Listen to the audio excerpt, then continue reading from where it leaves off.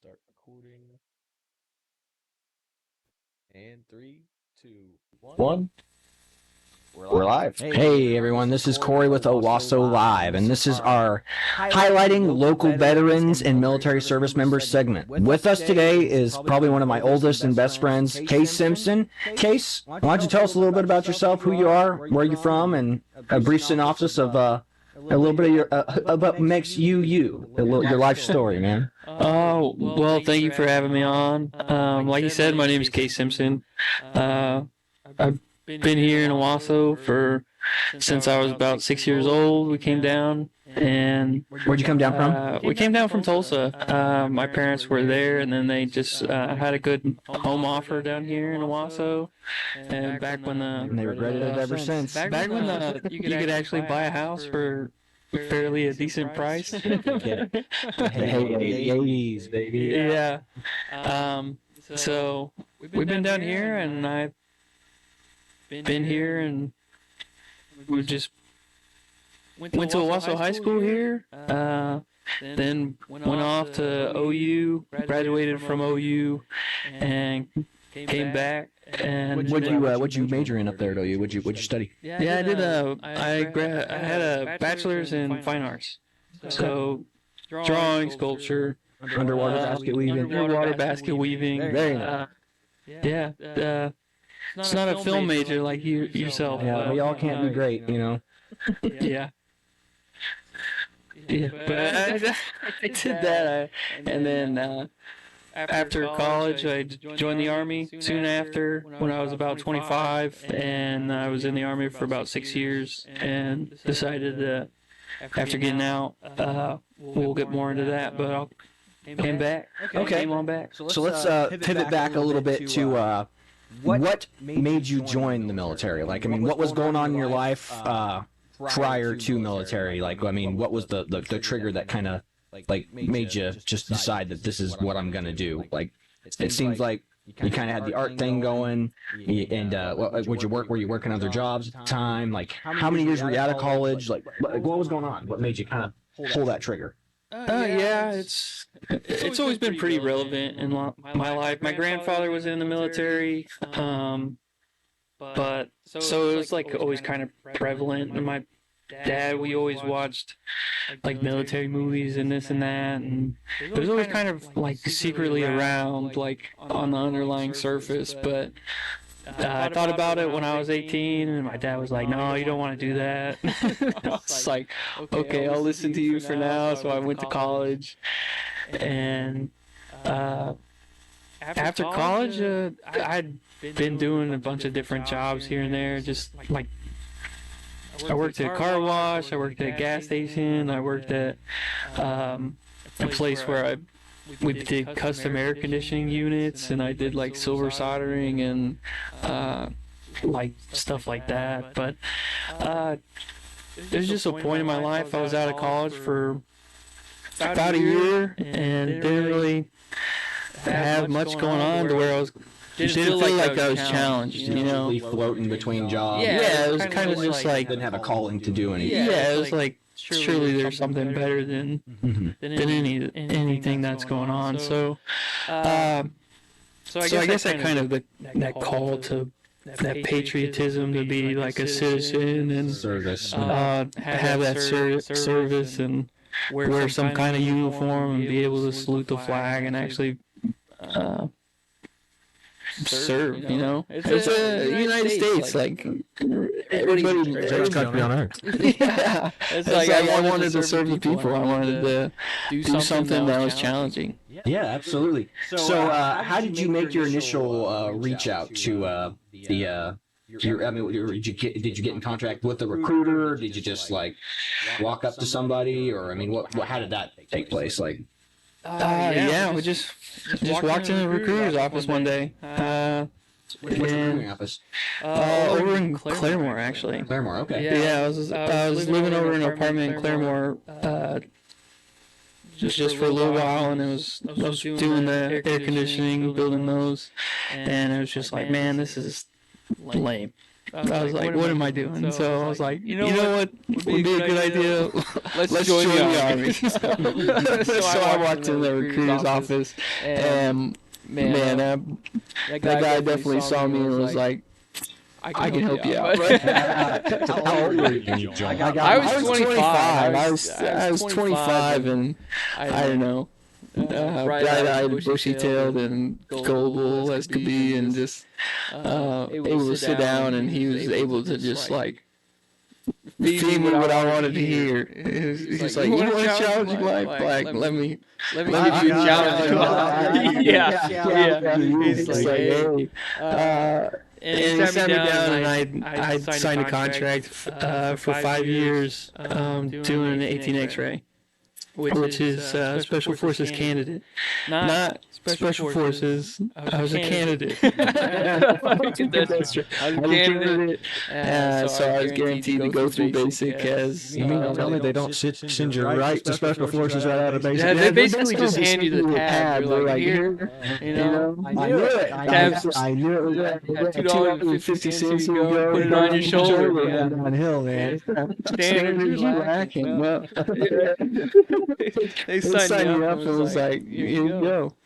No, man. I got in, and so I did the candidate stuff. So I went to Fort Benning and went through 11 Bravo training there. So if people aren't familiar with that, it's 11 Bravo MOS is your infantry. So they're going to teach you all your basic infantry stuff. Shoot, talk, maneuver, all that good stuff, and everything. And I was guaranteed a spot in airborne school right after that. So, for those of you who don't know, essentially, 11 Bravo, he was 17 weeks of training, right? I think at the time that I went in 2016, so it's a little bit different now. It's like 22 weeks. It's like 22 weeks now for infantry training. I think I did like 14 weeks. Or something like that, and now they bumped it up. I'm not sure the specifics, but I know they wanted to move it to 22 weeks of training for infantry, and I'm glad I didn't join right now, because 22 weeks, I don't even know what I'd be doing. Being a weapon for 10 weeks. Still got grime on it. So for those of you who don't know, essentially, if you don't do infantry basic training, your basic training is like 10 weeks. Is that right, Chad? It's like 10 weeks or 10 or 12 weeks. I mean, every MOS has its own specific timeline, so I'm sure. Basic is like 10 weeks, man. Like, so we got 10 weeks, and then you go to what you call your AIT, your advanced infantry training. Yeah, advanced individual training. Individual training, excuse me. And you go up and you do your specialized unit training. But like basic is just 10 weeks. But for the infantry guys, it's just all together. They just real quick. It was all together, yeah. AIT and everything. It was all together. So we had the drills the whole time. we didn't get a relaxed point. It was drills that entire 14 weeks, or however long it was. I mean, even I got sick of cleaning my rifle, and that was a week. I was like, I'm done with this, man. It's still dirty training. Like, no, it is not. I remember we got through all the cool stuff and doing all the obstacle courses, and we got to actually throw grenades. Like, I don't even think that's a part of it anymore. Oh, it is? I thought they were taking it away. Maybe not. But I got to throw all the grenades, got to shoot, got to do all that. Just forming me into a mold of being a soldier, you know. So, how was basic training compared to expectations versus reality? I know that there's a lot more standing around than I thought there was going to be. Oh my God, I never knew I could stand for so long in a line doing nothing and be expected to like pay attention. It's like, it was a challenge in itself, but at the same time, there was a little bit of disappointment in just how challenging it was, because it was, and those in the military, I think, definitely they come to realize that it's very hurry up and wait, and right off the bat in basic and just doing the in processing is probably the worst part of it. Is like the 2 weeks of in processing where you're just standing in lines and It's paperwork. Depends. Like I said, my in processing was Yours was like a week. mine was 3 days. 3 days. His was a week, and then yours. You're saying yours was almost 2 weeks. It was. I felt like 2 weeks. It was probably a week. It was 1/20th. But what is it called? What is it called? They call that particular part of it what? Like in processing or something. In processing, There's called it something else specifically, but I can't remember exactly. One time, that's the part of basic training you want to forget. No, it was just no work. I just blocked it out, just mentally. We got past it, and I just never looked back at that, and it was just like, thank God. That was 20th is a horrible place, but like it's obviously something else. But the processing is that was the worst part. Yeah, everything after that was once I enjoyed it. Yeah, I enjoyed it. It was just one of those things that it was like I was looking for a challenge, and once it started to get challenging, I was all about it. Getting yelled at and getting smoked and having people corrective training. Having the we don't smoke. Yeah. Corrective training. Yeah, it's having them throw you out of your bunks and all that other stuff at 4 or 5 in the morning, however early, and just yelling at you to get up, and everybody's. I like you go in and you totally like have an idea of what to expect. But there's always guys in there with you, and I'm sure you guys had the same experience, especially being the older guy. You're looking at all these young dudes, and they're like, "Why are they waking us up?" It's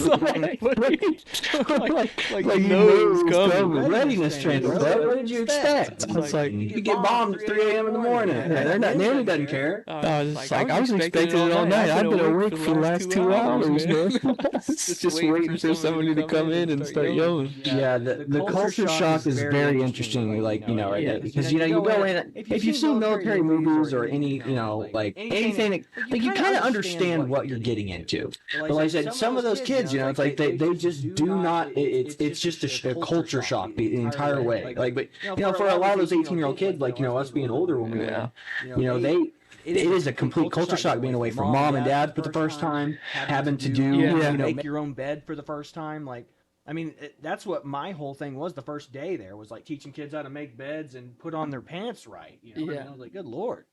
You become, when you're the old guy, you become platoon dad real quick. Oh, yeah. They had a shark attack whenever we came off the bus, and they're throwing our bags everywhere, or our bags are already everywhere, and we're getting yelled at and all this other stuff. And I just remember, like, we finally got formed up. They're done yelling at us, and they're standing in front of us, and one of the drill sergeants goes, "Okay, now who wants to go home?" Like 2 people raised their hand and was like automatically was like, "Excuse me, drill sergeant, like I want to go home." And it's like, "Why do you want to go home?" And he's like, "I miss my wife and kids and stuff like that." And it's like, "Well, weren't you expecting this to happen?" And he was like, "Yeah, but this is hard." So, whoa. And it is like for those guys that did have like kids and family, like when they had their conversations, like you could hear them talking to their kids on the phone. They were just a wreck. Like I mean, it's a challenge being away from your family, but yeah, I mean, it's just basic training though. It's not I might be a little bit harder because you get used to like. Sadly, you get used to being away from like friends and family, and you get used to being out in the field for long periods of time. So when you see somebody start to break down over like not having a family member or like not having that connection for like 48 hours or like almost like a week, like people start to like break down. Absolutely. And it's especially now, like I think I probably like understood closer whenever I went in to where I'm at now, where I'm just like, what's wrong with you? Yeah. Like, what's wrong with you? Like, it's been over 9 months away. Like, Absolutely. it's tough, but a different ball game. Yeah. It's way different. I remember sitting in class with a guy who was really well adjusted. Like he was like an ROTC guy. Like I mean, he had a wife and a kid, and we were sitting in a classroom one day, going over weapons or something. It was real early on the way in. Heck, we might have been checking out gas masks. That's probably what it was.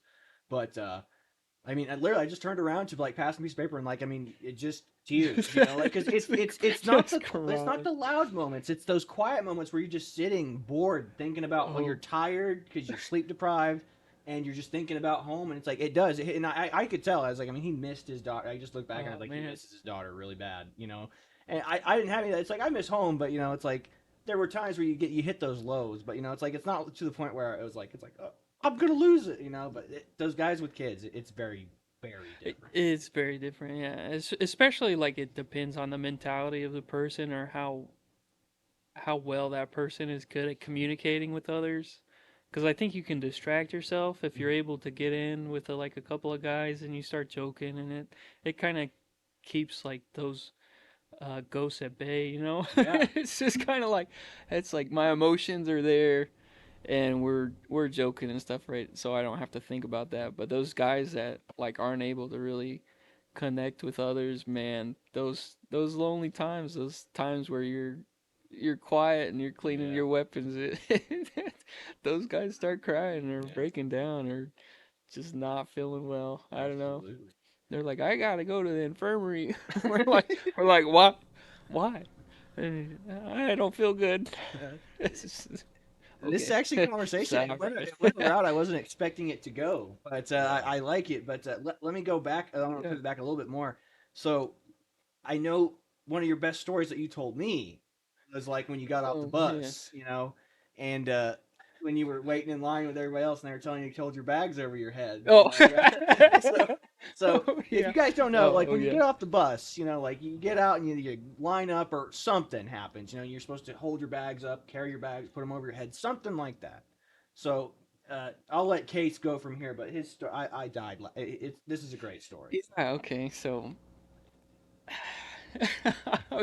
Start it off with the recruiter tells So you. yeah, let's go back to when I was 25 and still like really gullible and still just listen to like my superiors for every word they said to do, because my recruiter was like, hey man, this is what's gonna happen, you're gonna get on this airplane, you're gonna do these things, all you need with you is a pair of clothes and a cell phone and cell phone charger.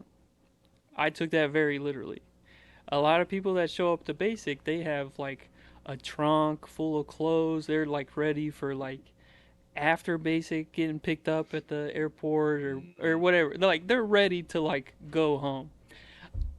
I didn't think that far ahead. Like I was like, I'm gonna get on the plane and they're gonna give me my uniform and all that other stuff. So I had one pair of clothes and a cell phone and a cell phone charger. So whenever I got off, we get up to in processing, and we're about to go to see our drills for the first time for the shark attack, skipping like all the weeks of processing and stuff like that. And there's no skipping that. Yeah, there's no skipping. Yeah, there's definitely no skipping that. And they're like, okay, guys, get your bags and everything, and get your stuff all packed, and we're gonna put it on the bus, and you guys are gonna hold it on the bus, and whatever, however we did it. And I was like, excuse me, Sergeant, hey, I don't have a bag. And he's like, what do you mean you don't have a bag? And I was like, I just have these clothes and stuff like that. And he's like, what? He's like looking at me like, okay, private, like, okay, you're real smart. And he's just like, let me go figure something out. He goes into like the closet and he gets me a trash bag. He comes out, so I put my stuff in this trash bag, and I'm on the bus, and we get off, we do the shark attack, and just like Corey, it's just like he said, it gets to the point of where you get all your bags and they have you hold it above your head, and these guys are like have these huge suitcases full of stuff, and they're holding it, and here I am with a trash bag that weighs half a pound, and I'm just like, this is super easy. I was like, this is awesome. And all the guys around me are just like sweating. We probably held it for like, it felt like 10 or 15 minutes. I don't know how long. Probably like 5 minutes. It was just the atmosphere. But these dudes were struggling by the end of it. And here I am, just like basically with one arm up. And I was just like, yep. I got nothing. Pound and a half trash bags. Everybody at your company didn't realize that we. Yeah, that's the funniest part of basic, I think, is when you guys start telling, like, after graduation or any of these things, you guys start to tell each other the stories of where you were at and what you were doing. And uh I had mentioned the trash bag, or I had like pulled out, like they put all your stuff in the back room, and when I pulled out the trash bag and people had said it and they saw me and they were like, "Oh my God, you're the kid with the trash bag." They're just like, "You're that guy?" And I was like, "Yeah, that's me." And that happened to one of my friends too, and I didn't realize it at the time. And uh, when we were in processing, he was crossing his arms. We woke up super early, ready to in process, and he crossed his arms, and one of the sergeants called him out for it. Was like, "Oh, you think you're in charge? Get up on this platform." And so he, he has him, pulls him over, he's standing on, it makes him get up on this wooden platform, like 5 or 6 feet in the air, and crossing his arms, looking at all of us, and we're just looking at him, and he's just like, in our minds, we're like, "What an idiot. Like, what are you doing?" And we're just laughing. And he told me this story, like, at the end, and I was like, he's like, "You're the guy with the trash bag." And I was like, "You were the dude that crossed his arms." Like, it's like, what an idiot. And he's like, "You're an idiot." And I was like, "We're idiots." Just for reference, guys. So for those of you who are not so there are these things called drill sergeant Oh, stands, and man. they're elevated platforms, like probably about chest 6 above high, and Yeah. the drill sergeants climb up and they bark orders at you, like when you're doing PT and stuff. So your trainees are never supposed to get on the drill sergeant stand. You get yelled at for You touching get yelled at for accidentally bumping into it, touching it. Like, I mean, there was a kid who was like having to follow paperwork, and he put his hands and started, and the drill sergeant's like, "What are you doing? You do it on the ground. Like, you do not touch the drill sergeant stand." Speaking of drill sergeant stands, Mr. Simpson here thought it would be a great joke while I was at basic training Oh. to send me some mail. Okay, so you get in basic training, you get mail call, you get family will mail you. They can send you goodies like wet wipes are a great thing to get, shaving utensils because everything's overpriced at the PX and where you buy your stuff. So have them send you soap, shampoo. Don't send food, but all the goods. just what is it? Basic Sugar-free essentials. cough Sugar-free cop drops. About the only thing you can get. Those things you can buy you can buy anybody's loyalty. Oh, with a man, you sugar-free could, cough drop. yeah, you could bribe a lot of people Yeah. with the cough drop. So Yep. the man who has the sugar-free cough drop is king. But so anyway, at a mail call one day, well, I don't even know where to start with this story There's a lot. because I had made a phone. You get your phone privileges, like maybe. Sorry, I keep burping. Like we got it every weekend or every Sunday. You We get got once a phone week. privileges. Yeah, you get once a week. It's different. Like you didn't get phone privileges ever, did you? We got to use the phone 2 times for 5 minutes. The entire training. Like, yeah, it was like Yeah. a 5 minute call, and then like at the very end was a 5 minute call, and that was like, it was like family day, so it was like trying to plan everything, and they were like, "You have 5 minutes, figure it out." Fort Jackson is different. Like, all right. Yeah, I got my phone every Sunday at Fort Jackson, and I've never heard of it. so- Someone more lucky than that.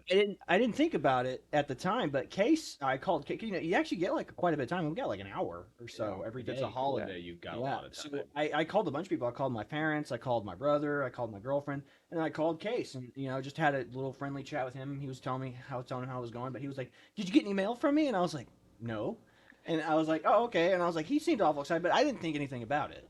So we go out in the field. We go to the forge, which is like the final 3 days out in the field that for basic training at Fort Jackson. So I didn't think about it, but yeah. At one point on the last day there, it's like early in the morning.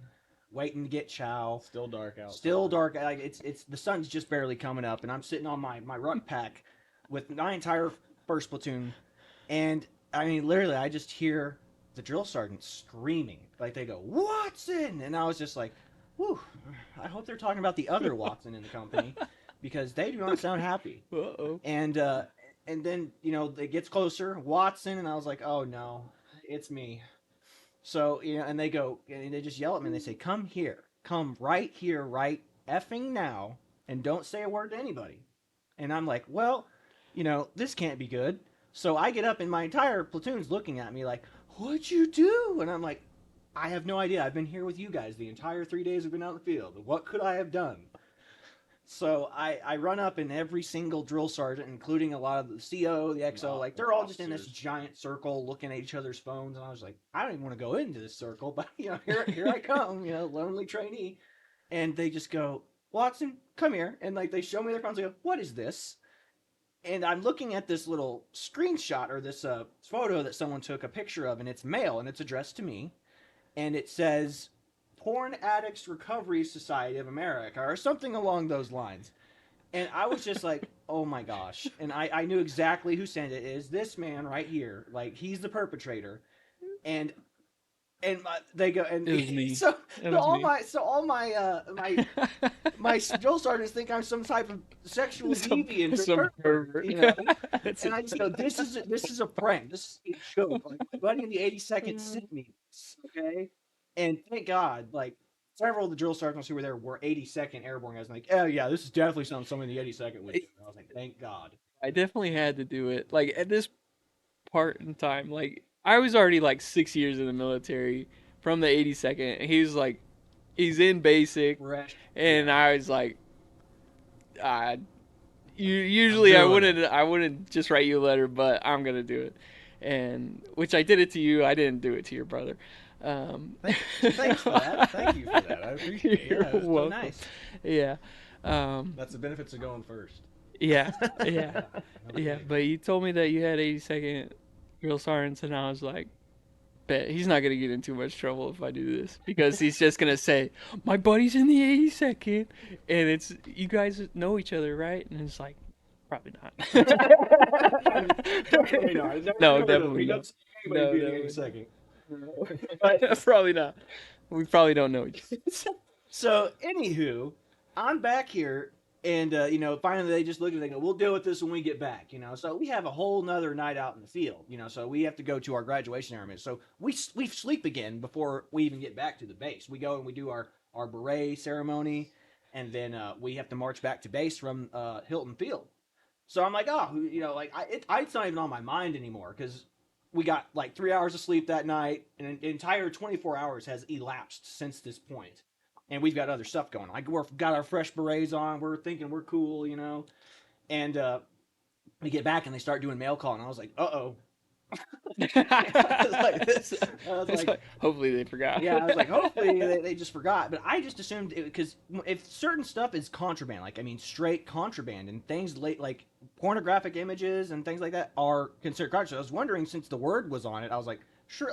Obviously they're not going to open it and look at it, but you were hoping. But I was hoping they just like, this is nobody can. They just threw it in the burn pile and said, trainee will not get this. But because they brought the entire mail, it's this giant like laundry hamper of mail that they bring out, and they just start throwing stuff out. And I was like, mine was not in there. I was like, thank goodness.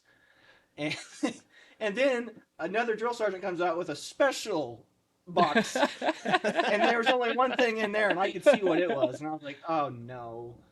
So freshly with our beret, standing information, everybody's got their mail, they're all happy, and they go, Trainee Watson, and I was just like, yes, drill sergeant? And they go, front and center. And I was just like, oh, it's not good. So the entire company is like, so you got 4 platoons in this company, and we're all squared up in front of the drill sergeant stand, which is where this story is going to begin with, the drill sergeant stand. Mm-hmm. And they go, and so drill sergeant Viejas, she's as Chad described her, because we went to the same battalion or company for training. Yep. She's a little Hispanic firecracker. Like, she is a fiery like drill sergeant. But so she's the one with my mail, and I'm just like, oh, this is good. So I get up and I'm standing right in front of her, and she goes, come here. And I was just like, front and center, drill sergeant. I'm right here, and she goes, no, up here. And I was just like, and she pointed to the drill sergeant stand. And I was like, as we said before, you're not supposed to touch the drill sergeant stand, let alone get on it. And she's like, and she goes, get up here. And I was like, oh no, drill sergeant, I couldn't do that. And, no, and not me. and she was like, get up here. So I crawl up on the drill sergeant stand, and the entire company is just like bewildered. They're like, what on earth is like Watson doing on this drill sergeant stand? Because it's like, it's a sacred place. Yeah. And so I get up there and she goes, read it. And I was like, read what, drill sergeant? She was like, read your little letter thing here. And I was just like, and it's an envelope. Like, I should have brought it, but it's an envelope that just says, Porn Addicts Recovery of a Society of America, together we seek release. And so obviously it's like, and then it was like, together we can beat this. Together we can beat it, yeah. Together we can beat it so hard. I can't even read it, but the company's just laughing because I'm laughing trying to read this Matt Lale I got from, Jerkface over here.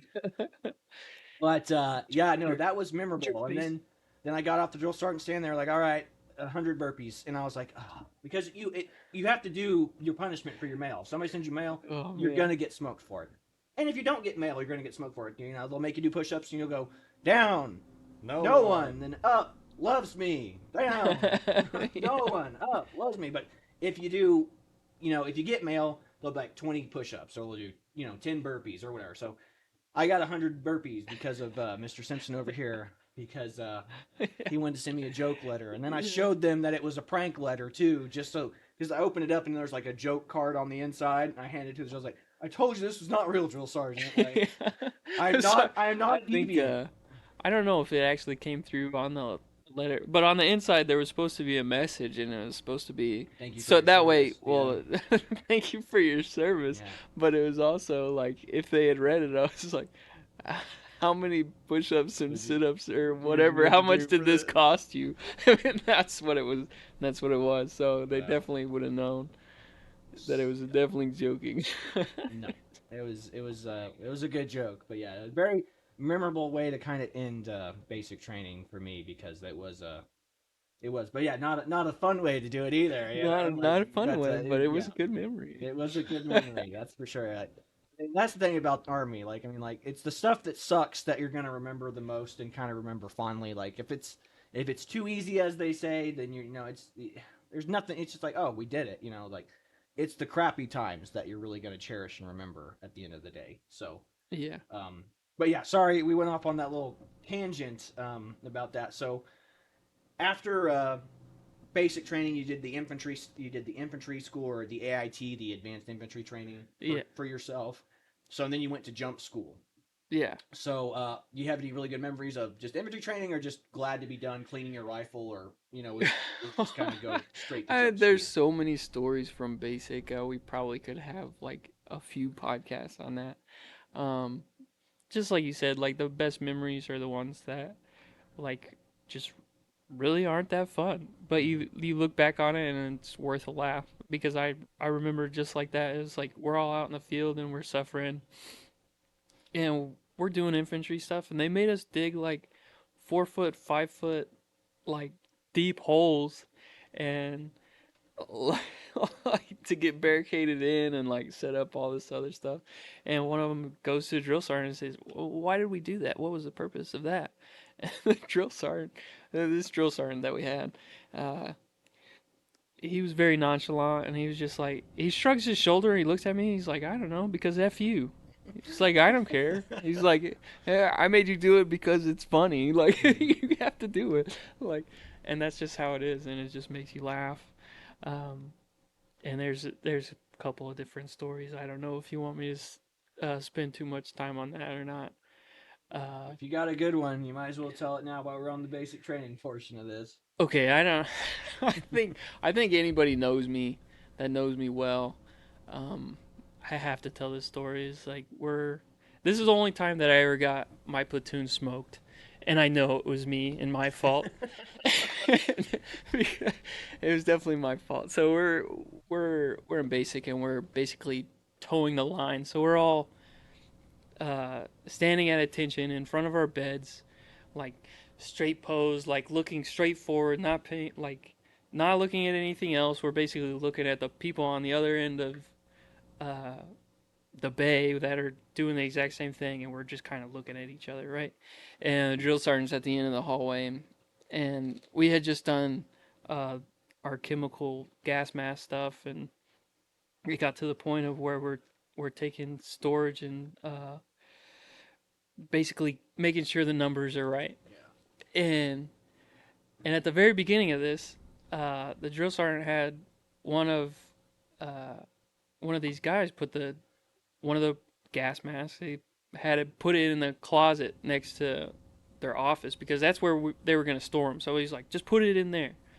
And then, like, this drill sergeant, I'm not going to say his name, uh, love him to death. Love him to death. But he probably see me and want to kill me. But he he changed his mind like every few seconds. So he's like, go do that. And he's like, so he went in and put it in there. He's like, okay, we're not going to do it like this. We're going to do it this way. And then so we're all standing up and we put all our gas masks on the desk, except for this one gas mask. But nobody's really paying attention. And like everything is going fast. But it's sitting in the back of my mind, which you'll come to find out. So we're doing this and he's doing count. And there's supposed to be like 14 gas masks or 20 gas masks or something like that. And he counting, and this drill sergeant wasn't very good at counting. It's just like 1, 2, 3, 4, and he started doing it like silently because I think he could tell that we were all kind of paying attention to how he counted, and he was always off by one. He was off by one gas mask, and we're just like, and he started getting mad. He's like, "Where is it? Like, who has it? Which idiot didn't put their gas mask up here?" And he's just and we're all at attention. Nobody's answering. Everybody's quiet because we're like, oh, somebody just own up to like trying to keep it or whatever or something. It's like somebody say something. And I'm kind of like sitting close to one of my buddies, and I kind of lean over to him and I just go, is he counting the gas mask that's in the closet? And my buddy, is brave, brave young man. He just raises his hand and he goes, "Drill sergeant." The drill sergeant goes, "What, private? What do you want? What? What do you have to say to me?" He goes, "Drill sergeant, are you counting the gas mask that this person put in the closet?" And you can hear, we're all looking straight forward, so we're not paying attention, but you can hear his brain thinking. You can just hear the cogs thinking, and it's off by one, and and he curses so loud. he just curses so loud, and and this is where I messed up. Everybody kept their composure. I could not. I started laughing. I just let out one really good laugh, and I just went, "Ha!" Laugh. And now, I'm feeling like laser beams, like burning the side of my head, like not making eye contact with this like gigantic man. And he goes, "Private, do you think that's funny?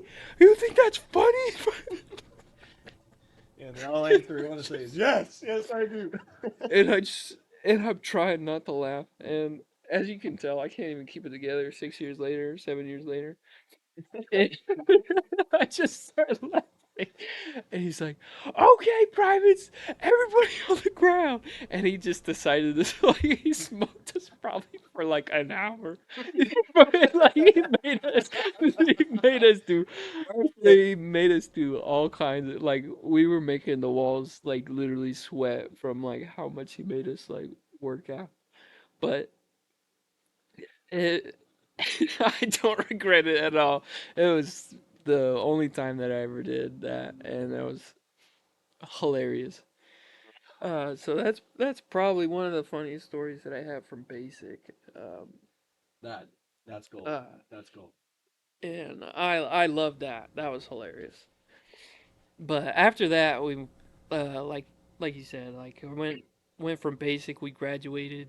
We did all the ceremony stuff, and but that last 2 weeks was just cleaning. Oh my god. My classmates, they were like, "You have to teach me how to clean your weapon and fall asleep and clean your weapon," because what I would do is, I don't know, I was just built different, I guess. I don't know. People would be cleaning, and then they we were so tired. We cleaned our weapons for 2 weeks trying to get off gunk, and that's all you did all day for hours on end. And so people would try and sneak in naps, sitting up, like they would sit up and they kind of conk out, or they would try and lay down. But then the drill sergeants would, if they caught you, like you're done for, man. It's game over. We're all messed up. But somehow I started cleaning, and I'm doing this, and then I got so tired that my head would get real tired, and I'd start going like this, and then the next thing you know, I'm just doing this. My eyes are shut, I'm asleep, but my hands are still going. So, and the drill sergeants would be walking past. They're not really paying attention, not really looking at you. They're just making sure that everybody's kind of doing their thing. And like all the guys around me, they look over and they just go, "Is Simpson? Is he asleep right now?" They're like, "Simpson, you awake?" No answer, nothing. Like I'm asleep, and they're just so mesmerized by that. And I'm just, my hands are just still going, just still cleaning, and that was probably the funniest thing about that. You will not have any issues falling asleep. You know, like I always thought No. going out in the field or something like that. You know, I mean, if you're They a big run you camper, rag. country person, you'll be fine. Like it's nothing. But Yeah. for those of you who are not big campers, not big outdoors, like you think you'll have a hard time going to sleep outside, but when you after you're done training, like I mean, you're exhausted at the end of the day. You will just not. It will not be an issue. Okay, so passing on, moving the torch from basic, you got Yeah. into jump school. So, how was jump school? Is it fun, easy? Is it hard? Like, I mean, what? Terrifying. Terrifying. It probably, like, that was the most challenging, I think, mentally and like physically. Like, well, maybe not physically, but it was uh, it's its own monster, definitely.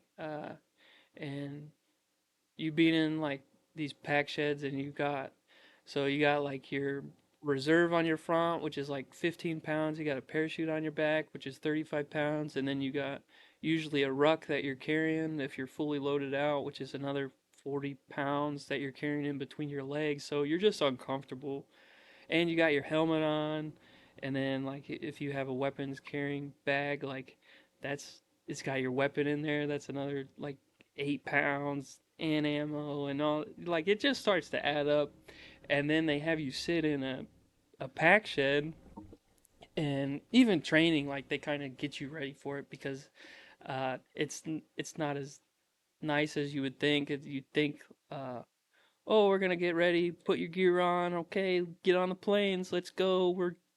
No, they make you sit there for like 8 hours. They make you sit there for like 8 or 9 hours in full kit. By the time that, like, and it might be on purpose, probably psychologically something in there that's like you're in so much pain, or at least I was. I mean, I didn't tell anybody when they were next to me. They'd be like, "Do you feel anything? Like, does it hurt?" And I'll be like, "No, I'm freaking fine. Like, what's wrong with you?" You know. But now I'm out, and I'm like, "Dude, that sucked." but yeah, your weight's bearing down here. It's all right here, and it's on your spine, and you're just kind of trying to find a way to fall asleep because you're gonna be there for another 6 hours, and then you finally get on the plane, and you're finally starting to do that. But you have to walk out to the plane, so now you have to pick yourself up with all this stuff, or help your buddy up, and then you walk out to the plane with all this gear on. Then you get out in the plane, and then you sit down in the plane. And then you sit down in the plane for another probably 45 minutes to another 2 hours in the plane. And then we take off. And then we start going. And then they throw you out of the plane. And then, yeah, but it was a fun build up. I mean, there's a lot of running, and for airborne school, they made us run everywhere. We ran morning, in the morning after we were done. It was just anywhere you were going, you had to run, and in full uniform. It wasn't like you're in PTs and tennis shoes. You got combat boots on and all that other stuff. Now we talking But running or Double sprinting? time. sprinting, Sprinting. Oh, sprinting. That Yeah, sounds about right. like if yeah, because you're not running alone. Like you're running with everybody, Yeah. and there's always that one freak of nature that's like super fast, and he kind of ruins it for everybody because he's like, well, you guys are so slow and it hurts for me to go slow, so I'm going to go fast.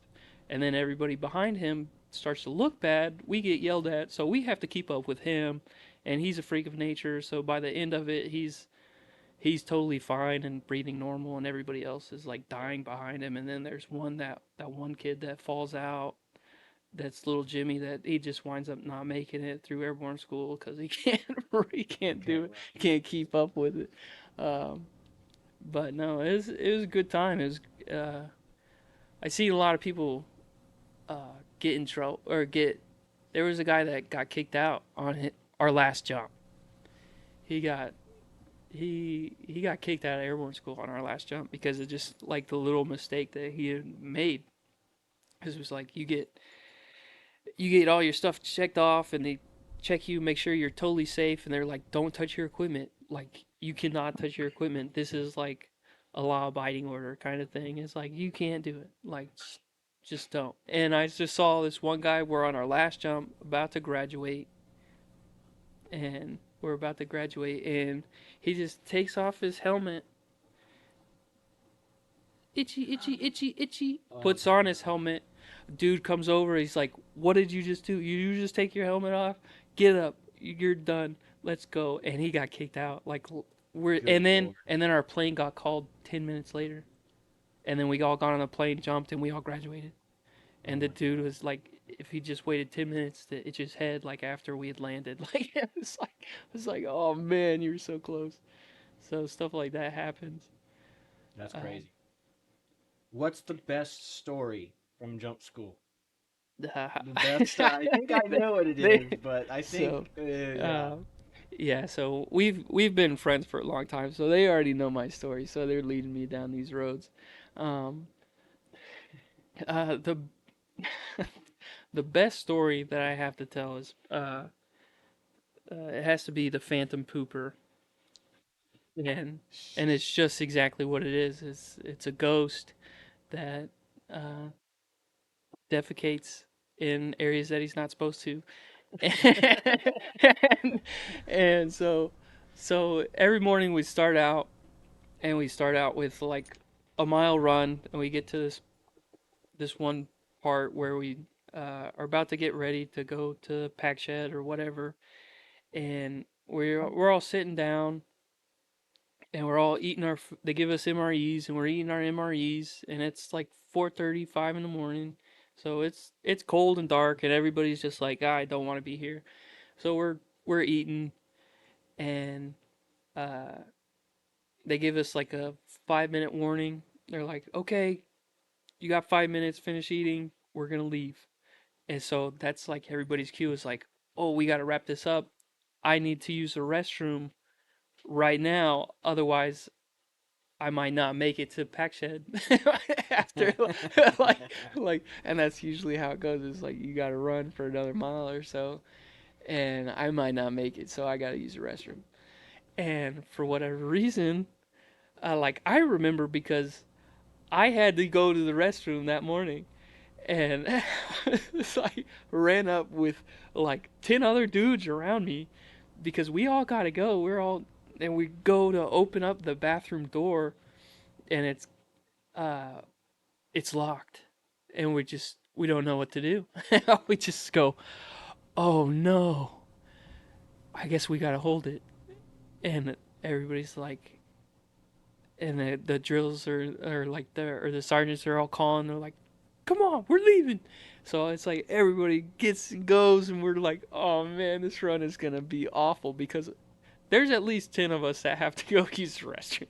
Like, we gotta go. Like, it wasn't. Bad. Yes, it was early in the morning, and I think if if you're in the military, you get to that point of where it's like, oh, I gotta do morning PT. I better go use the restroom before this starts happening. So, but that's kind of where it was. Your body just kind of betrays you in that moment, and so we all start running and go a mile, and we make it to the pack shed. So it's already like some time passes. We start going, and we put on all of our equipment. We get all suited up. We get all of our stuff on. We have our helmet, all the parachute and the reserve and everything on. And one of the black hats comes in. One of the sergeants, he comes in, and he just, everybody on your feet. He just yelling at the top of his lung. He's like freaking out, and you could tell he's freaking out, and it's probably because he just got yelled at, probably, and he's just he probably just got yelled at by somebody he didn't want to get yelled at by, and he comes in and he starts yelling at us, and he's like, everybody on your feet, and we're like, okay, like, all right, and like, uh-oh. Like, and so we stand up, and he's like, everybody hit the Y squat. So what's hard about the Y squat is you already have all your equipment on, right? And then the longer you hold that position, the harder it gets. So you're squatted down in a squatting position. Your arms are making a Y. You have your reserve on. You have this 35-pound pack on. And I think we were loaded out to where we had a ruck on, too. So we had another 35 pounds on in between our legs. So we're uncomfortable. We're squatting. This isn't fun. And we're just holding it. And he's like, you guys are going to hold off Y squat until I find out who did it. If I swear to God, somebody better fess up right now. Who did it? And we're just like, looking at the guy to the left of me. I'm looking at the guy to the right of me. And I'm just like, what did you guys do? It's like, what did you do? Because it wasn't me, man. And everybody, there's like 200 people in this pack shed that are doing this. Like, we're all waiting for our own plane to jump out of with all this other stuff. And he's talking to everyone. He's talking to everybody. So one person out of these 200 people that were in the pack shed, just like one of that brave soul that fessed up. Sergeant, what are you referring to?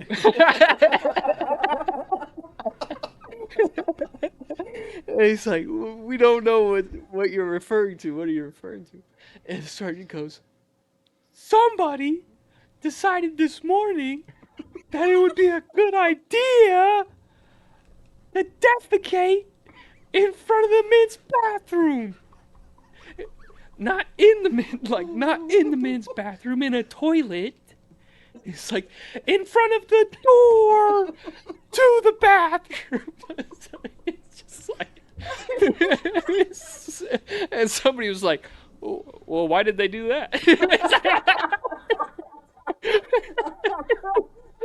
Moral works of Dr. Ian Malcolm. When you gotta go, you gotta go. Yeah. It's just like, it's like the bathroom. And I knew from having to go myself, that door was locked. And I know another 10 or 15 people around me knew that it was locked because we all tried the door individually. We all were in disbelief this morning when we had to go to the bathroom, and we're about to do a 1 mile, 2 mile run, however long it was, and we have to go. So we try on the door, and we're like, let us in. We have to use this before we start running. Our body's going to betray us, and we're going to get kicked out of airborne school and all this other stuff. And that's like in your back of your mind, like, I don't want to get kicked out because I just crap myself, in this run. And that's what happened. But the sergeant is just so mad. He's just so mad. He's like, somebody defecated do you understand? I'm assuming He's he like, didn't do use you such understand? colorful language. No, I'm he. sure it was much more I'm being colorful. nice because we're on your show. And The question that everybody's wanting to know is, did somebody fess up? Yeah. When did you fess up? yeah, my lips are sealed to this day. I'll never admit it. And and which is funny. We'll get to that in a second. But as so we eventually get to the point of where we're holding this Y squad for like 15, 20 minutes, and somebody has to come in that's like above this guy that's like, stop, like, you have to let them sit down because they're all about to heat cat and die on us. It's like there's no air conditioning in there. There's there it's like 90 degrees. I don't know. It was like 90 degrees outside. I don't know how hot it was in the pack shed. It was hot. It's not fun. And then you got like 200 bodies in there next to each other, shoulder to shoulder. So it wasn't fun. So we're all sweating, but somebody higher up was like, "You got to stop." And so then we were finally able to sit down. And that's when all the whispers started. So we all started sitting down and we're all like, "Yo, was it you?" And we like start looking at each other. We're like, "Who did it? Like, who did it? Like, who was it?" And and uh, and then we finally we all had our gear on. Now we're waiting to get our checks done. So sergeants are starting to go down. They're checking us, and they're getting us ready to jump out of these airplanes and check off and make sure our equipment is safe and all that good stuff. And as they're going through, they stand you up. They're messing with all your buckles, and they're checking your reserve, and they're messing with your stuff. And then there was one sergeant that kept going to everybody, and he kind of get close and he'd get into your ear and he'd go, "Is it you? Are you the phantom pooper?" It's like, are you the guy that like are you this phantom that defecated in front of this door? Like, are you that guy? Like, because they were trying to find out.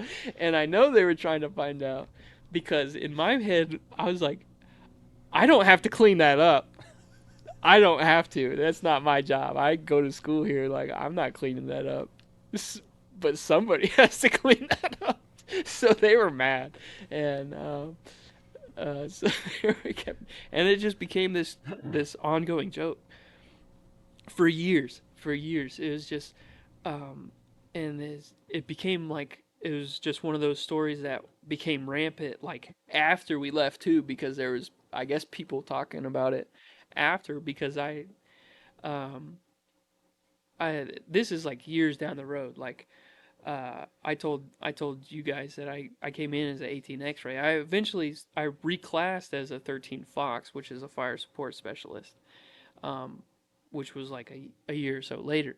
And then I joined the 82nd Airborne in North Carolina, Fort Bragg, and I think it's Fort Liberty now, or they want to main. I don't know, whatever, Fort Bragg, and was there for a super long time. I'm in the military like probably 4 or 5 years at this point, and I'm still getting like, it's an airborne, like we're airborne, so we get guys that, yeah, it's a small community. We get all our privates. They go through airborne school, and I had a private. I'm already 4 years in. This was like 3-4 years, like, you know what I mean.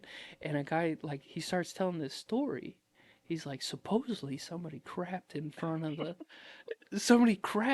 like the same thing happened. Like the same, like kind of like, is it an instructor? I think it's an instructor. Like, I think it was somebody who has the keys and just decided that somebody else got to clean this up. I don't know. But, and it just kept going. And then, like, me and my buddy heard that, and we would just look at each other and we just go, "The Phantom Pooper strikes again." And we're just like, it's like, this is an ongoing thing, and those myths happen. And go. I won't get there. That reminds me of one from Basic where a dude does he does something not very kosher with a thing of CLP, and he gets injured and has to go to the infirmary. because he was feeling a little bit lonely. Oh. And it's right. I'm sure it wasn't fun. And again, 3-4 years later, like one of my friends that I went to basic with, like we had heard the story because this was supposedly the class before us. Supposedly that had happened to a guy before us, and we had heard the story, and it kind of just went ongoing. And 3 years later, he talks to me and he goes, "You won't believe who I met today." And I was like, "What are you talking about?" He's like, "Who did you meet?" Like, it's like, I don't know who you met. Who did you meet? Uh, and he's like, "You know that story from basic about the CLP?" And I was like, "No." He's like, "Yep, we were all in a circle telling stories from basic, and lo and behold, this guy revealed to us. I don't know why you would tell anybody that, but he's like, I'm the guy that did the CLP."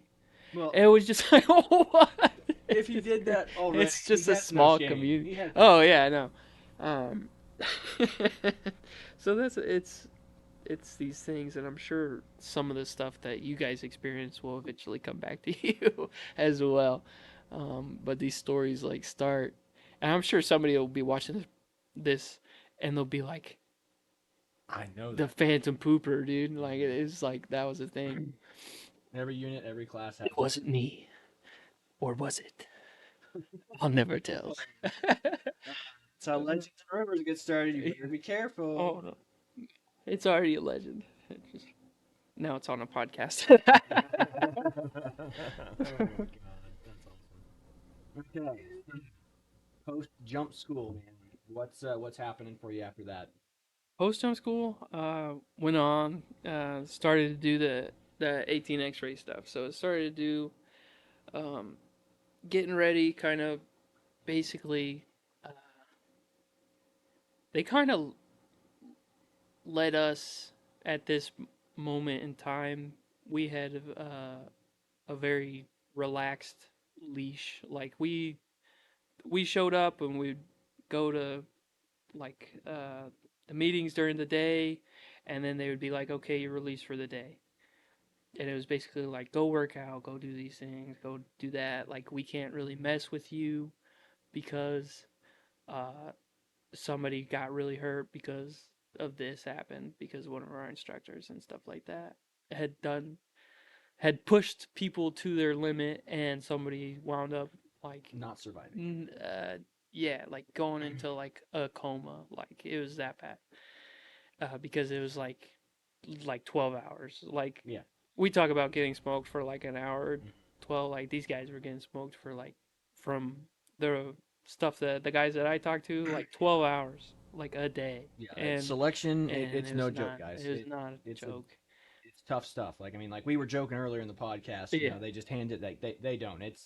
It's the real deal. Like I mean, they That's, yeah, it's to on a their whole. limit. It is on a completely different level. Like you go through basic and you have an idea of what it is, and then you get to that, and you're just like, wow, these guys are monsters. Like these guys are just insane. Like you have to live and breathe at the gym. Like you have to have that gym mentality of like that's your enjoyment, that's your place, and that is your Hurting is pleasure. yeah, like that is your place of clarity is the gym, and that is what you eat, sleep, and breathe. And those are the kind of guys that I saw go through that. And the guys that I had classed up with, we were the largest class in 2016, in Alpha 119. That I think we were the largest like class of like 18 X-rays. I think we had like 200 and something people graduate in that MOS, and then we went through, and uh, like obviously not all of us became special forces. I went on to do 13 Fox, and other people went on to do other things, and but I definitely knew some guys that wound up did making it and going down that long walk, and they did it, and they good for them. Those dudes were monsters. Like they were on a whole different mentality level and on a whole different physical aspect level. Like my time in the military, my body just broke down. Like it was just slowly degrading. Like as time went on, these guys were just slowly improving. Like as time went on, it was just like, whoa, you guys are something else. So all the respect to those guys. But I went through and we were doing that, and I went through. I think they have their own like training program before selection to get these guys ready, and that's kind of what they really focus on in that, because anybody can apply through special forces in the army and go through selection, but as an 18 x-ray, as a like that x-ray baby, you kind of get that extra selection course, like the pre-selection course to this, like you get the answers to the final, but not really. It's more of just kind of like this will mentally prepare you by dragging your face in the dirt, kind of Yeah. like Crawl. yeah, that kind of test. It's not really the answers, it's just kind of like, is this what you want? And I was going through that, and I went through that school, and it got to the point of where I was doing the land navigation, and I think they had us do our land navigation with like a 60-pound rucks or something like that, and it was just, you're going through and you're doing like miles to your objectives, going like hitting your things, and you only have like a certain allotted time, so like you're running at like a set azimuth, like with your compass, and you're just like, this direction go, and you're just like running through the woods. Like you're running through the woods. Is And it a I got to the self-correcting course? no. No, so it was just they just had the numbers and you didn't know if you had the right one or not. Yeah. Okay. And it was like you show up at the end with like your numbers, and they were like pass fail. Okay. Like you better pass. Like, and that was kind of the thing. It was like, you better pass, otherwise you That's have what to OCS go was through. like. Otherwise you have to go through SOPSI again. It was kind of like, if you fail this, like you don't get to go to selection. You get to go back to retention or wherever, and then you get to sit there for another 2 months, and then you get another chance at going to SOPSI, and then maybe you'll get to go to selection. So that's like kind of the thing. So it's like, you better pass, man.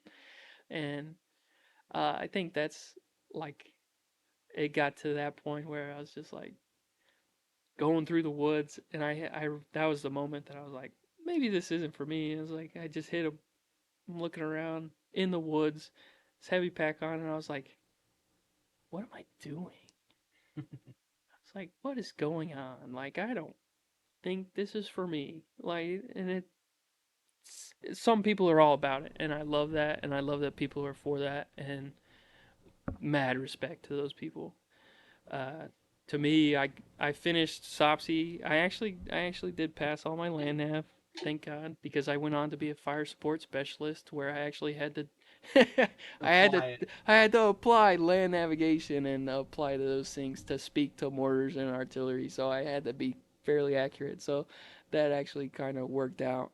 Uh, so, but yeah, I finished that, and it was just like not the route that I wanted to go through. And then luckily, I just reclassed as a 13 Fox and came down here to Fort Sill, here in Oklahoma. Went through Fort Sill training as a 13 Fox and did the AIT there, and then you know where they sent me next, man?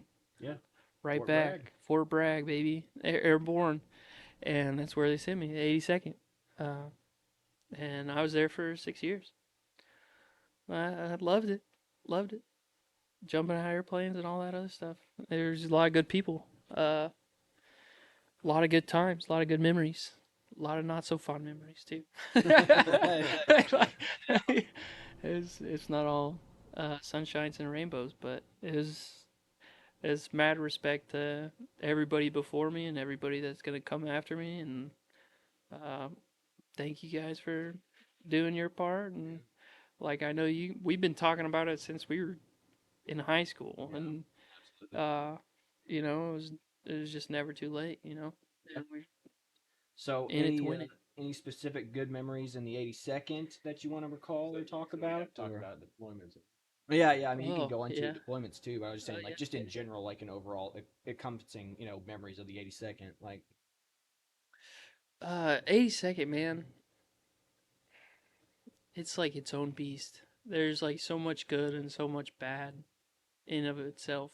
A lot of prestige, a lot of history. So A there's lot a lot of of politics. yeah, a lot of history. You're on that airborne timeline, so you're just constantly in this go mode of like, we got training, we got jumps, and we got training, and we got jumps, and we gotta make sure your dental's good, and make sure you got all your shots, and then we gotta make sure that you get out of the airplane, like, and it's just that constant rotation of we're doing this, and then we're going to missions, and it's like, and it was that tempo that uh, allows them to be so successful. So them in other places, and it's also kind of um, chaos as well. The people probably watching me are probably not so happy. They're like, "Who's that soldier? Rip him of his stuff." But no, it's like Traitor! traitor. It's like it was what do you call it? Calculated chaos in a sense. It was basically like, what are we doing today? Oh, I don't know. It's like, and then somebody comes in and it's like, hey, I need you to get this entire list of 15 things done, and I need it done by tomorrow. And you're like, what? And you're like, get it done. And it's like, okay. It's like, it's all right. I will find a way. And that's kind of how it went. And you learn that from the guys coming in as privates to making their way up the ranks, and as even for officers. I think the officers come in and they have an idea of what the 82nd is, and then they get there and then they just get smashed. They're like, what? Yeah. What? Well, why is this specialist talking to me this way? I'm a lieutenant, and you're just like, yeah. It's like, and it's like not to make fun of you guys. Like those butter bars come in and they're like, I know what I'm doing, and then the specialist that's actually been there for like 3-4 years, and they look at you and you go, sir, you have no idea what you're talking about. And then you're just like, you just sit down and you look pretty, and you write your op word, and we'll go along with it. We'll go along with it. We'll do it. And then the platoon sergeant's in the back is like, Hey, the enlisted, and they're the backbone of the army. yeah, and then the sergeants in the platoon sergeant in the back are like, yeah, that's a good plan, good plan. And then we get you in the back room, and we're like, yeah, we're not fucking doing that plan. What did you chat talking to your guy at basic training? Is like you said, it's like I'm going to OCS to become basically a private as an officer. You're the private of the officer. Congratulations, you're the lowest ranking officer. Yeah, Nobody likes you. yeah. There's, man, there's some good ones, and then there's some that are not so good. Just as like what you expect from everything. It's like sometimes you have good lower enlisted, and sometimes you don't, and sometimes you have really good sergeants, and sometimes you don't. I would go back and pivot back to those unreasonable timelines and expectations. Like, I mean, even from basic training, you're going to have those unreasonable timelines, those unreasonable expectations. Like, but the one thing is, the Army is a no excuses organization. Either you get it done or you don't. And that's a big kind of crucial point to success. I mean, especially coming from the business world, like being insurance agents and things like that. And you coming from a business world background before going in, because I mean, that really preps you for, basic training quite a bit more than basic training itself, because you've worked corporate, you know what the world's like, but then you go into the Army, it's like there's no choice to make these time hacks. So I would say the Army does make better people. I mean, it can make and break people, but it definitely makes better people, because you get out and you're just like, wow, it's like if I can do that, I can do anything. And you really should have that mentality if you get into the military, like, because it's definitely it just molds, it helps shape greatness. It can, but like I said, some people it does make and break them, because like sometimes you'll be at basic and you're like, nobody can be this dumb, and it'll shock you, because you're like, you'd be surprised. The dumb kid from, like, I mean, like we all went to high school at Owasso. We knew some kids that were not bright, but then you went to basic training. It's like you look at some people and you're like, you're joking, right? Like you're not a real person, are you? You're just like, you're a robot, aren't you? Like this is some kind of you're made in a lab. Absolutely. You're made in a lab, But right? yeah, I mean, and it's like, no. it definitely helps make people, and it can help you with confidence and things like that. So I do recommend the military, but like I said, I also realize it's not for everybody. But like I said, I mean, part of me thinks it should be for everybody because it gives you good. If anything, it gives you great perspective too. Yeah, I think it's I went the lower enlisted side. So yes, I did have a bachelor's degree, and I got fooled into. I wanted to do the special forces route, so I went lower enlisted, and that came about, and I came out as a sergeant in the military, but I was a specialist for a long time, man, and uh, it gives you a whole different perspective. Like the longer that you're in, and I think you guys have probably already seen it as like officers. You're already got your business and um, being officers, and you have those guys under like those younger guys that are like, I don't know what to do, and you're like, do it this way because you have experience. And after a while, I think that was something that I really saw was uh, you gain a lot of respect um, for your peers and your the people above you whenever you start to have that responsibility yourself. That's why I think it's important to like if you're in the military right now, pay attention to your lower guys. Give them some kind of responsibility. That's my thing. Like I didn't really understand it until I was a sergeant and was like, here's 20 things, figure it out. And I was like, whoa. It's like as a private or like as a specialist or whatever, it was like you get 2 or 3 things put on your plate and you're like, this is I could have so many. I could do this in an hour, whatever. Like, why am I staying here like the entire day and all this other stuff? It's like, or it's like, there's so much better stuff that I could be doing right now with my time. Like, I could be at the gym and getting ready to like bash in heads and kick in doors and all this other stuff. And it's like, man, there's so much going on, and you don't have that that idea in your head until you are put in charge, and you get a lot of respect. So I think looking back on it now, a lot of people getting out, and a lot of people that and the military in itself is like always asking the question is like, why are our numbers keep going down? Like, why do they keep going down? Like, everybody keeps getting out. Like, we're not getting as many people in, and it's like because a lot of people don't have a good time up into the point where they do these 2-3 year contracts. They get out and then they tell their friends, "Don't join. Don't don't do it. Don't do it. Don't do it." And it's like, man, I would do it again. I think I would do it again. Like it allowed me and my family to live the life that we're living. It set us up. We had great times and we made great friends in the military and all these other things. And I think there are times where it's like, this is rough and I don't want to do it again.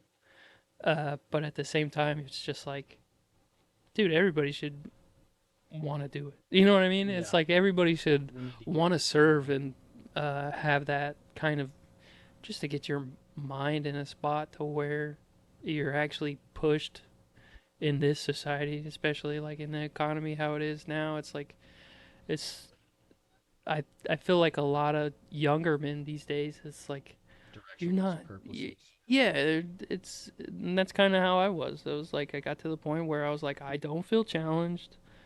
I don't feel like any accomplishment in like my day. Like I'm going to bed at night, going like, what was the purpose? What was like my reasoning for like what I'm doing? And the military gives you that purpose. It goes, hey, this day freaking sucked, man. We had to do all this, and we had to do these 20 things, and I had to do this, and this guy chewed me out, and I had to be in charge of this guy, and he's about as dumb as a box of rocks, and like, I don't know what to do. And then you go to bed, and you're like, man, that was a pretty good day. Yeah. You're like, hey, I did a bunch of stuff today, and that was pretty good. So you think you want to get done, you're ready to just have the day be over. But like I said, at the end of the day, you're like, well, at least when your head hits the pillow, man, you're out. Oh yeah, you're accomplished. You know. You definitely get that sleep, and then like we said, makes for some good stories. That's for sure. Absolutely. It makes for some funny stories. For sure, and you're right about the directionless men, and like I said, people needing to find some. And like the problem is, too many people want to do meaningless things like this, Right. like Yeah. stream and podcast, and Yeah, you know, I'm not trying to dump on our podcast by any means, but like they just want to do that forever. It's like going, you'll get some accomplishment, but like I said, doing that, like when you get the honor, the service, the duty that you feel, you just feel that sense of pride, putting on the uniform. Like it's as silly as it sounds, one of the best parts of my day at basic training was being able to salute the flag. Whenever it was we're waiting in line at chow or early in the morning. It's like you're sitting there, it's like wow, it's like when you're saluting it, you're sitting there, it's like this is really a cool part of my day because it's like the thing that kind of makes you realize like yeah, I'm a soldier now. Like until when you're just running around doing stuff, you're just like I'm just getting yelled at. You're just like I'm just a kid being told where to go. But when you do that, you're like oh yeah, I'm yeah. a soldier.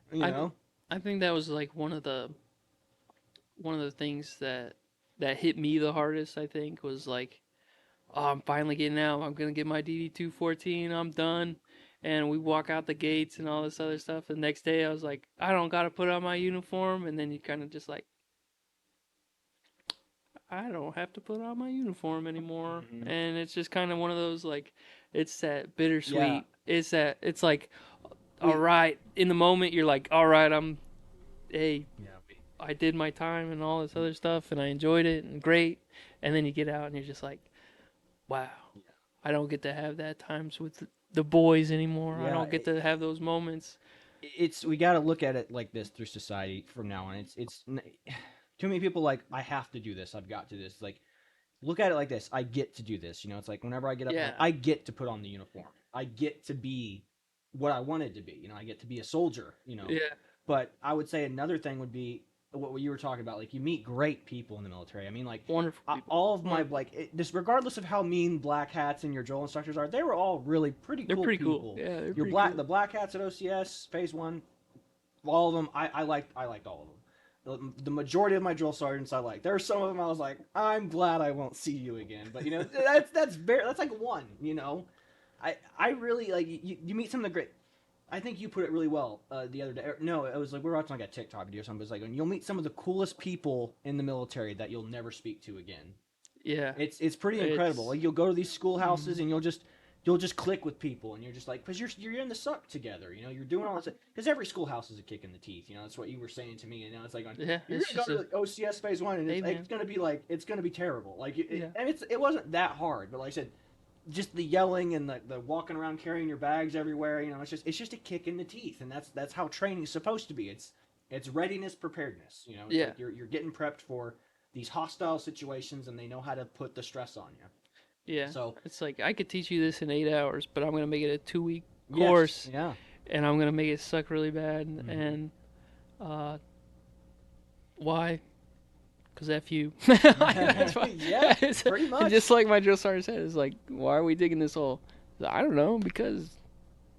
Because- Just dig the hole. like, hey man, whatever. It was a good story. Yeah, but I will say, yeah, you'll meet some fantastic. Like it's what my recruiter said, and I'll say like she put it really well. She was like, the Army is a people organization. It might not be the most. We're the most effective fighting force in the world, but like I said, we might not always be the most efficient at what we do. But like I said, it is a good people organization full of wonderful folks who, I mean, like I said, all of my instructors, me and my brother here are currently at OCS, and our instructors are all awesome people. All of our black hats are great. I mean, they're wonderful, down to earth people, but when they turn it on, you know when it's time to train, you know what it's time to do. And it is just a great organization. I mean, all the people we trained with in Phase 1, like I really wanted to hang out and get to know them more, but you just don't have time. Life happens. You got work full time, and then you just like I can't even remember that guy at the schoolhouse name, but I sure do miss him. Like that's how it is in the military. So Yeah. do your best to keep track of people a little more, but Yeah. I think, like you said, is like you got to really just be like, this is your chance to like enjoy the moment and those things. And it reminds me of a story. It was one of the only times I think I probably like legitimately like freaked out on somebody. And it was like one of my privates. I was a sergeant at the time, and I I just got really mad. He made me so mad, because because in the 82nd we did these things called a toy drop, and it was for Christmas. You donated a toy, um, and whenever you donate a toy, you basically get a lottery number, and they call off the lottery number, and you get to jump out of a plane that's being run by uh, different people, like, and you could get different foreign wings. So you could get this award, this medal. So you could jump out of a plane with like Germans or with the British or with Canadians and all these things, and then you get to have like this little extra thing on your chest, like for your dress blues, and it's like the Canadian jump wings or the British jump or whatever, you know. And it was just like Throw them in the trash. yeah, yeah, and it was just like and it's a lottery, so I had been trying for like 6 years. I never got them, and uh, and it got to the point of where I was like, it's my last year. I'm gonna get to do it. And this kid, he was like, oh well, they're kind of letting us choose if we want to do the toy drop or not. I think I'm just gonna sleep in tomorrow. I think I'm just gonna like not do it because it's a free day off. Like we don't have to go in on Friday. Because this is going on or whatever. It's like I'm just gonna take an extra 3 day, and he was just like, cool, bust a move, and I lost it. I lost it. I was like, I've been trying for 6 years to get these wings, and I was just like, I looked at him and I was like, what are you talking about? And dude, I was like, you're in the 82nd Airborne. Like, this is a once in a lifetime thing. Like, you only get to do this once a year. Once a year. And even if you do it, you might not get to jump out of one of those planes. Like, so, like myself, like, I never got them. There's some people that, like, do it 1 year and they get it on their first year. That's awesome. Great. But to hear somebody that was in it, that, like, didn't want to be a part of the community and take advantage of that thing, I just lost my mind. And I kind of was just like, dude, take the small things, like get the enjoyment, get that extra piece of candy on your chest, get to like take these things. These are memories, man. You're gonna wake up one day and you're not gonna be next to this guy or this guy. You're gonna be shipped off to Alaska or whatever. I never had to go there. If I stayed in, I probably was going, but no. But these dudes, uh, those friendships and those memories will last you a lifetime. So like to be in and take those moments is something to be cherished and to be remembered and to be honored. I think like if you're in the community. So I think it's really important.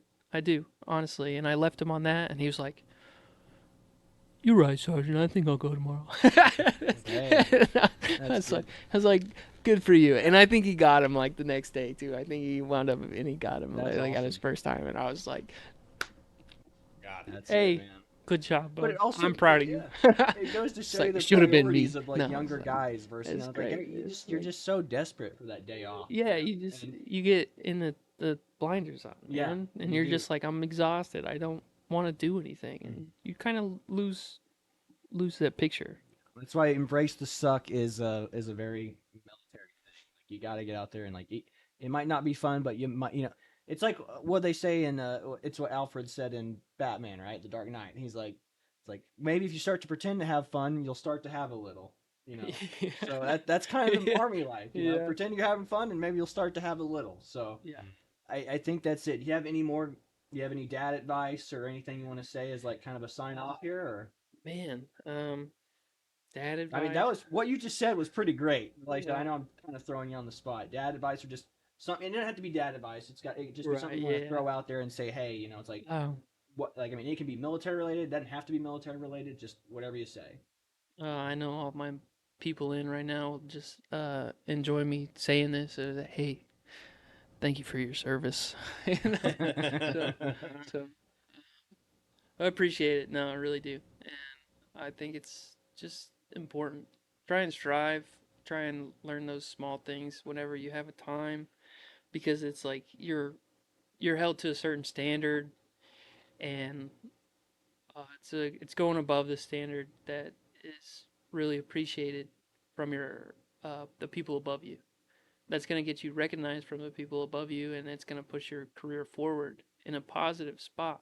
So don't just aim for the bar. Don't ever aim for the standard or just like the low minimum.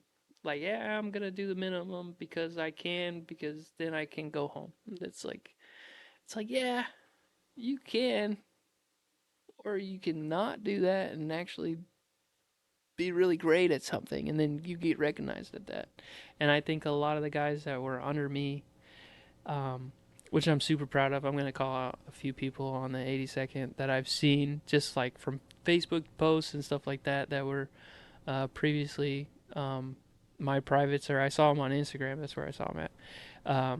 Because everybody has like their own, even like every the battalion and regiment has their own 1319. So they have their own page, and they were basically honoring some of their newly found like sergeants and all these other people, and was like handing out like these major like awards, like top of their class. And I looking on there, and I was like, guess who sergeant that was? Hey, those were my privates. So I was like, I was proud. That was a proud dad moment to be above those people and see them accomplish things and see them to be the top of their class, or take it a little bit further and further their knowledge. And whenever you further your knowledge, you're going to test your peers and push them to a greater standard as well. And it just is all for the better. It's just like everything in life. If you have great people around you, like, you're going to become great, and you're going to push on to better things. And I think that's important to take away from. So surround yourself with good people in the military and push for a better time in the military, better times. You know? Absolutely. Well, Case, thank you for coming on, and thank you for doing the podcast with us. Hey, man. Really appreciate it. I appreciate it. Yeah. Thank you. Thank you All for right. having me. This is Corey with Owasso Live. We are signing off on this veterans, highlighting our veterans of Owasso area segment. So thank you guys, and y'all have a wonderful day.